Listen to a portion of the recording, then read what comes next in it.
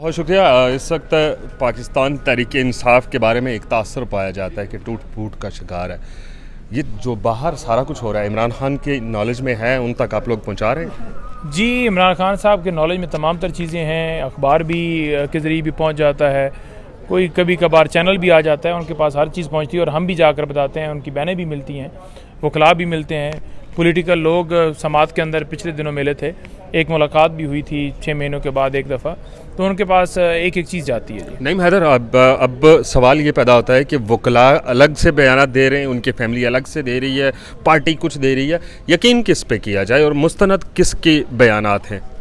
देखें, मुस्तनद बयानात जो हैं वो जो उनके खान साहब के लगाए गए लोग हैं, डेफिनेटली उनके जिनको ऑथराइज़ करते हैं उनके बयानात हैं। खान साहब खुद कहते हैं, हमें कहते हैं, मुझे कहते हैं, सलमान राय साहब को कहते हैं और दीगर दोस्त हैं, कहते हैं और उनके बयानात में मुस्तनद हैं। बिल्कुल। ये जो कौमी कॉन्फ्रेंस हुई, इसके बारे में उन तक बात पहुंचाई गई कि इस दौरान क्या क्या हुआ? कौमी कॉन्फ्रेंस के बाद मुलाकात नहीं हो सकी, मंगल को मुलाकात होगी, बताएंगे एक एक चीज़।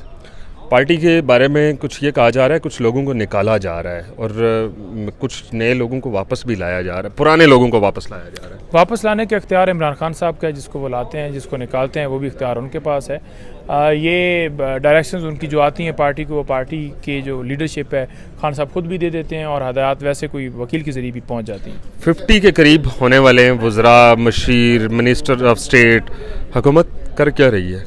600 ला देन, जितने खलोते ने उसको थल्ले ही आना ना, उतने नहीं जा सकता। अवामी सपोर्ट नहीं है। अवाम, गरीब अवाम जितनी भी है, रमज़ान आ रहा है, वो लोग अक्सर ये कहते हैं कि हमारी आवाज़ नहीं पहुंच सकती तो हम अपोजिशन के ज़रिए पहुंचाएंगे।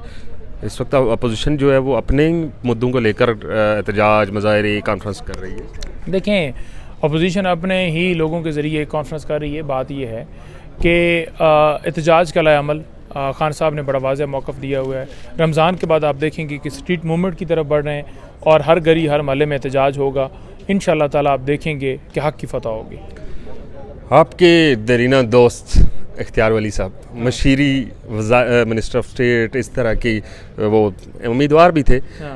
रात को जब परवेज़ खटक साहब का आया नोटिफिकेशन तो वो बड़े परेशान और ट्विटर के ऊपर उन्होंने बड़े ठंडे ठंडे जो ट्वीट्स हैं वो किए। हाँ, उन्होंने कहा था कि हम तो मजबूरे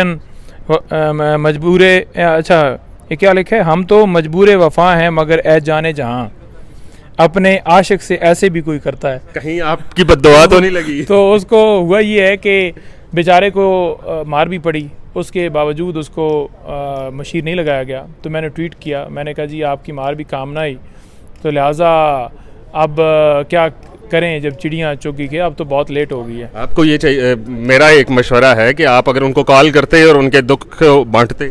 नहीं, मैं क्यों कॉल करता, ना मेरे पास नंबर है, मैं क्यों कॉल करता।